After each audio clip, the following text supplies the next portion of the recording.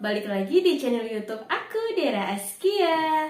Oke, di video kali ini sesuai judulnya, aku mau ngasih tips ke moms di luar sana, gimana sih caranya kita untuk membuat susu yang baik, benar, dan aman.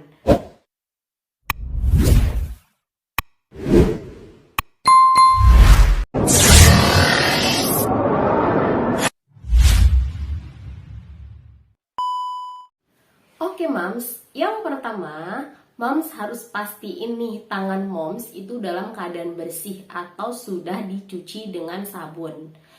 Jadi, kenapa sih harus bersih, harus dicuci dengan sabun? Karena kan kita itu mau membuat susu formula yang pasti sudah dijamin kebersihannya dan sudah steril ya bunda itu susunya. Jadi kita wajib banget pakai tangan yang bersih karena langsung diberikan ke anak kita. Nah, yang kedua, siapkan botol yang sudah dicuci lalu disterilkan. Seperti ini ya, Bun.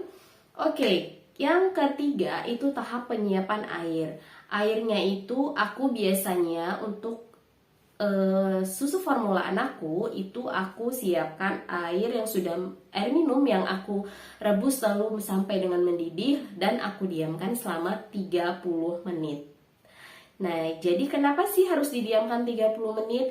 Karena setelah aku searching nih Bun di Google, ternyata suhu yang mendidih lalu didiamkan selama 30 menit itu ternyata memang sangat nyaman diminum anak kita atau anakku pribadinya gitu.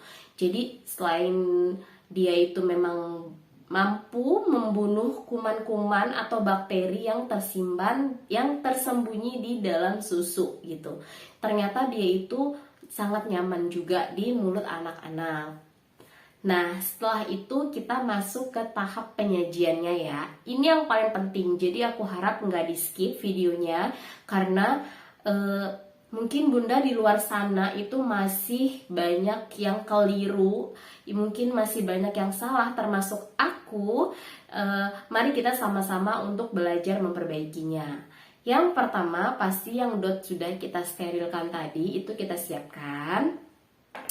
Kemudian, nah bunda di luar sana pernah nggak sih nyediain susu anak bahkan sampai sekarang itu susunya dulu baru airnya. Ternyata itu salah besar bunda, itu harus dihindari karena dikhawatirkan takut adanya susu yang menggumpal di bawah dot. Nah kenapa? Karena ternyata itu susu yang ada susu bisa kekentalan atau keenceran ya, termasuk salah satunya itu yang menggumpal itu bisa mengakibatkan BAB keras pada anak. Nah, jadi kadangan kita dari cara penyajiannya pun masih suka salah ya bun, termasuk saya juga sebelum membuat video ini. Ya udah ya, kita lanjut lagi ke cara pembuatannya. Oke, yang pertama sudah kita siapkan dotnya, lalu kita masukkan air. Nah, untuk takaran airnya itu disesuaikan dengan susu anak bunda di rumah. Jadi harus sesuai takaran yang ada di kemasan susu formulanya. Yang pertama kita masukkan air.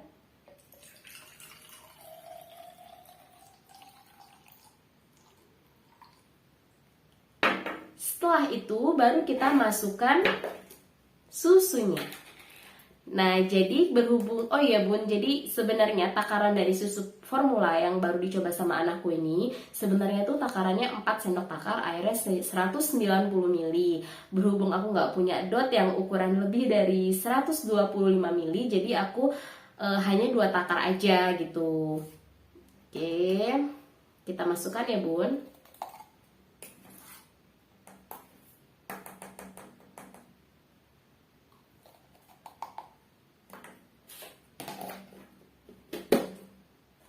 Lalu kita tutup